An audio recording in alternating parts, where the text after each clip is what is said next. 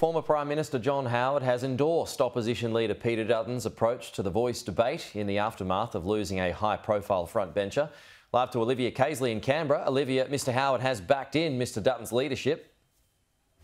Yes, the former Liberal heavyweight has praised the opposition leader Peter Dutton's handling of the Voice debate so far. As we know, this comes after the Liberal Party last week formalised their opposition to the government's Voice proposal. The Liberals do agree with constitutional recognition for Indigenous Australians, but most Liberal MPs think that the Voice to Parliament shouldn't be enshrined in the Constitution and should have more of a local and regional focus. Here's what the former Prime Minister had to say.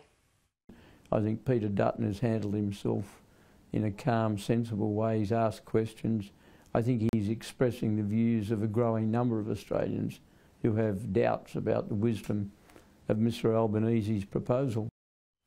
This comes, of course, after former Indigenous Australians Minister Ken Wyatt tore up his Liberal Party membership last week in protest over the government's, or rather the opposition's Voice position. And as Julian Leeser relinquished both his Attorney General and also Indigenous Australian shadow portfolios in order to sit on the backbench. He's done that so that he can have a free vote when Parliament considers legislation that will outline both the question that's asked of the Australian people at the upcoming referendum, as well as the clauses or paragraphs that would be added to the nation's birth certificate if that vote is successful. Now, Julian Leeser has been critical of the government's approach to the Voice. He's also developed his own model. He provided some more detail about his resignation last night.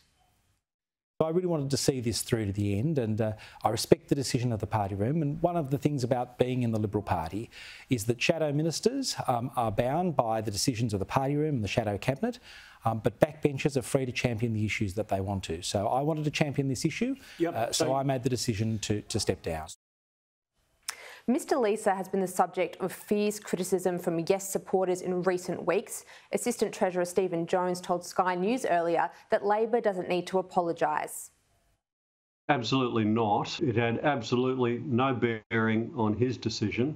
All we've done over the last couple of months is point out the difference between the very strong and positive views that Julian Leeser has had on this issue over a decade, and the very weak and negative views and comments that are being made by his leader, Peter Dutton. The question now, Pete, is who will replace Mr Leeser on the front bench in these crucial portfolios. Opposition leader Peter Dutton says we can expect a response to that shortly. OK, Olivia Caisley, thank you.